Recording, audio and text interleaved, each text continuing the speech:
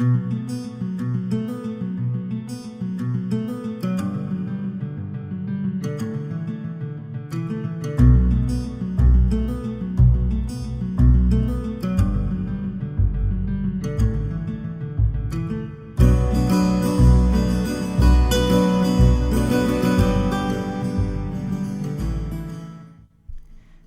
everyone, and welcome to another edition of Changeling Tales. In today's video we are going to be looking at the story The Three Little Pigs, which, no doubt, most of you think you're very familiar with.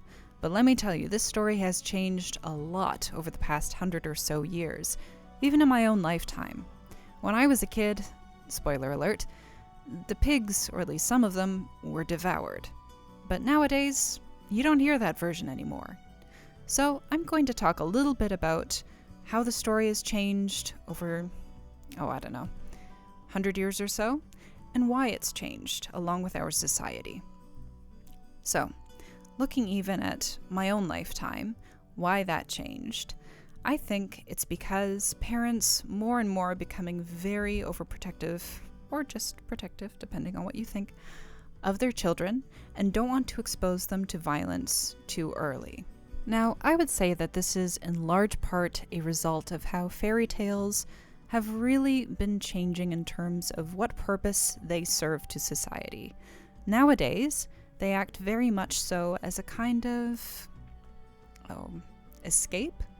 So people will listen to a story, watch a story on TV, and be taken into it, taken to some other nice place. We associate fairy tales with children, with happiness, with lighthearted things.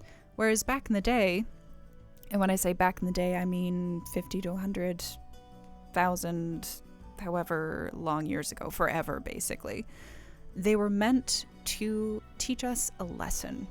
And a lot of times were a warning of some sort. So, for instance, with the Three Little Pigs, it could be a warning to build up your house nice and strong so that people can't break into it and eat you. And I think that that ties in very much so too to modern day values in terms of, well, I guess the best way to put it is capitalism, of materialism, of wanting the biggest and best built house you can possibly get.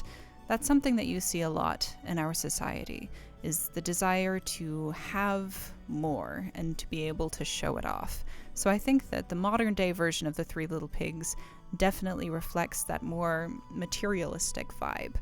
Whereas if we take it back to the 1950s version, for instance, the one that my parents grew up with, the whole huff and puff and I'll blow your house down, not by the hair of my chinny chin chin, that whole thing, that was actually just the prologue to the story.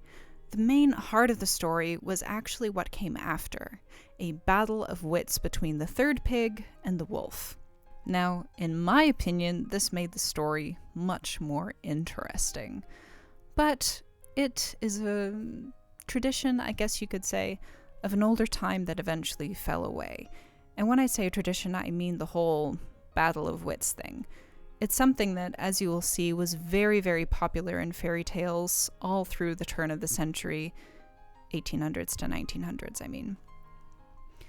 The Battle of Wits theme, I think, arose from the whole American dream, you can do anything if you work for it type of mentality. All of the stories were imbued with a sense of, if you can outwit your competition, you can accomplish anything. You can achieve anything. But a lot of these Battle of Wits stories are not about good versus evil. It's just about outwitting and defeating your competition, oftentimes violently. So the Three Little Pigs that we know today is about getting the biggest house. The Three Little Pigs from the 1950s and earlier is about a battle of wits and defeating your competition. What about the version from the 1890s?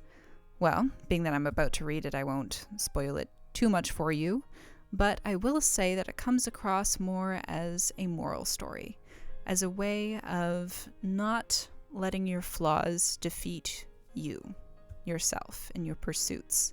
And so I have hereby rambled enough. Oh, forgot my ear thing. Now, let's get on to the story.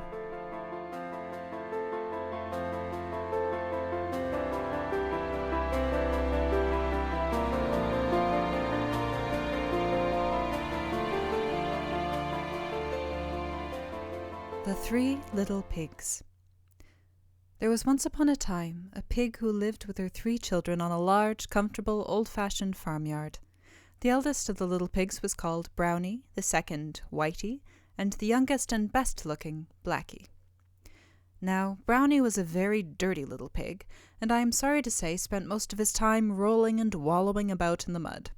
He was never so happy as on a wet day when the mud in the farmyard got soft and thick and slab. Then he would steal away from his mother's side, and finding the muddiest place in the yard, would roll about in it and thoroughly enjoy himself. His mother often found fault with him for this, and would shake her head sadly and say, "Oh, Brownie, some day you will be sorry that you did not obey your old mother." But no words of advice or warning could cure Brownie of his bad habits. Whitey was quite a clever little pig, but she was greedy. She was always thinking of her food and looking forward to her dinner, and when the farm girl was seen carrying the pails across the yard, she would rise up on her hind legs and dance and caper with excitement. As soon as the food was poured into the trough, she jostled Blackie and Brownie out of the way in her eagerness to get the best and biggest bits for herself. Her mother often scolded her for her selfishness, and told her that some day she would suffer for being so greedy and grabbing. Blackie was a good, nice little pig, neither dirty nor greedy. He had nice, dainty ways, for a pig, and his skin was always as smooth and shining as black satin. He was much cleverer than Brownie and Whitey, and his mother's heart used to swell with pride when she heard the farmers' friends say to each other that some day the little black fellow would be a prize pig. Now the time came when the mother pig felt old and feeble and near her end. One day she called the 3 pigs round her and said, "My children, I feel that I am growing old and weak, and that I shall not live long. Before I die I should like to build a house for each of you, as this dear old sty in which we have lived so happily will be given to a new family of pigs, and you will have to turn out. Now, Brownie, what sort of a house would you like to have?" "A house of mud," replied Brownie, looking longingly at a wet puddle in the corner of the yard. "And you, Whitey?" said the mother pig in rather a sad voice, for she was disappointed that Brownie had made so foolish a choice. "A house of cabbage," answered Whitey with a full mouth, and scarcely raising her snout out of the trough in which she was grabbing for some potato parings. "Foolish, foolish child," said the mother pig, looking quite distressed. "And you, Blackie?" turning to her youngest son. "What sort of a house shall I order for you?" "A house of brick, please, mother, as it will be warm in winter and cool in summer, and safe all the year round." "That is a sensible little pig," replied his mother, looking fondly at him. "I will see that the 3 houses are got ready at once. And now one last piece of advice. You have heard me talk of our old enemy, the fox. When he hears that I am dead, he is sure to try and get hold of you to carry you off to his den. He is very sly and will no doubt disguise himself and pretend to be a friend. But you must promise me not to let him enter your houses on any pretext whatever." And the little pigs readily promised, for they had always had a great fear of the fox, of whom they had heard many terrible tales. A short time afterwards the old pig died, and the little pigs went to live in their own houses. Brownie was quite delighted with his soft mud walls and with the clay floor, which soon looked like nothing but a big mud pie. But that was what Brownie enjoyed, and he was as happy as possible rolling about all day and making himself in such a mess. One day, as he was lying half asleep in the mud, he heard a soft knock at his door, and a gentle voice said, "May I come in, Master Brownie? I want to see your beautiful new house." "Who are you?" said Brownie, starting up in great fright, for though the voice sounded gentle, he felt sure it was a feigned voice, and he feared it was the fox. "I am a friend come to call on you," answered the voice. No, replied Brownie. "I don't believe you are a friend. You are the wicked fox, against whom our mother warned us. I won't let you in." "Oh, is that the way you answer me?" said the fox, speaking very roughly in his natural voice. "We shall soon see who is master here." And with his paws he set to work and scraped a large hole in the soft mud walls. A moment later he had jumped through it, and catching Brownie by the neck, flung him on his shoulders and trotted off with him to his den. The next day, as Whitey was munching a few leaves of cabbage out of the corner of her house, the fox stole up to her door, determined to carry her off to join her brother in his den. He began speaking to her in the same feigned, gentle voice in which he had spoken to Brownie, but it frightened her very much when he said, "I am a friend come to visit you and to have some of your good cabbage for my dinner."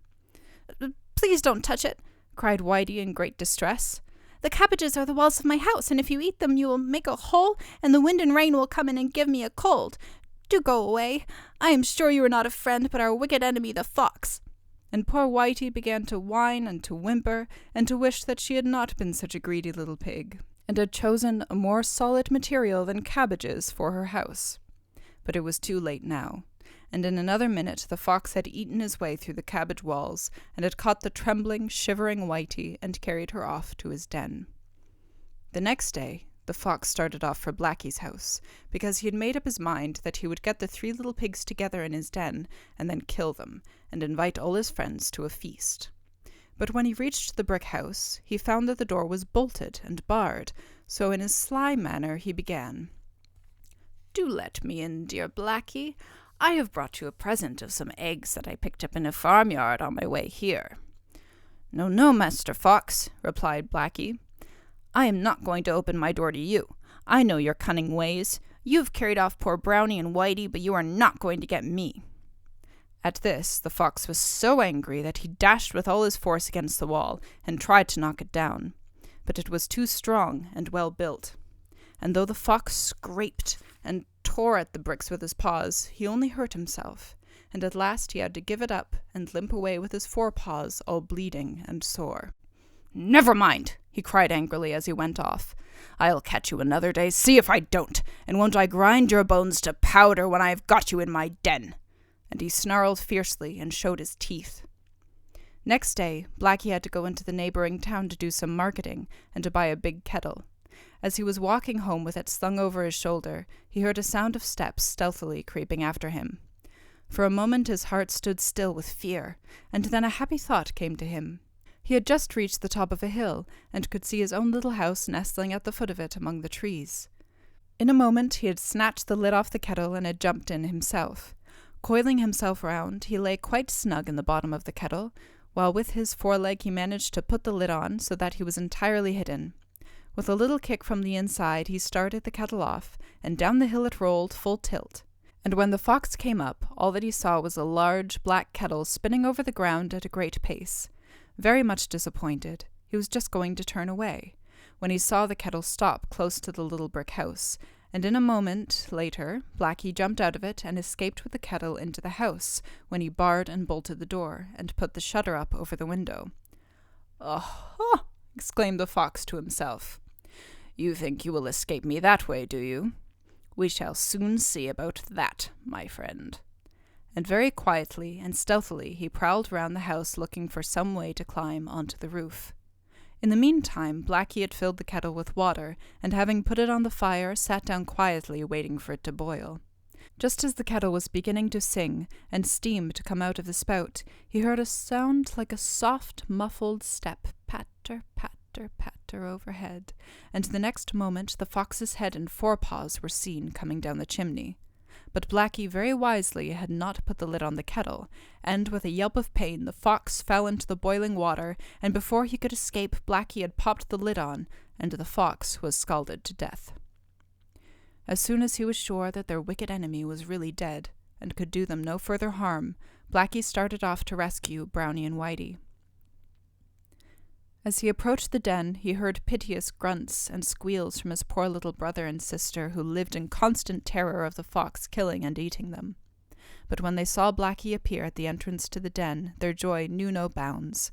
He quickly found a sharp stone and cut the cords by which they were tied to a stake in the ground, and then all 3 started off together for Blackie's house, where they lived happily ever after. And Brownie quite gave up rolling in the mud, and Whitey ceased to be greedy, for they never forgot how nearly these faults had brought them to an untimely end.